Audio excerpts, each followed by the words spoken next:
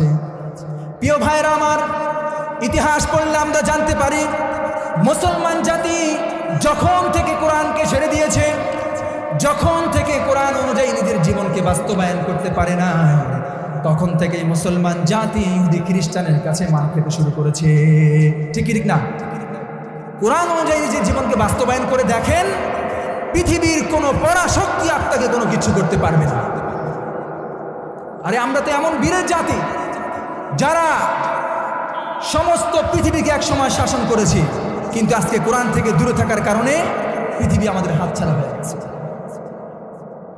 বাতিল সে দবনে ওয়ালে आए आसमान ही हम, बातिल से दबने वाले आए आसमान ही हम,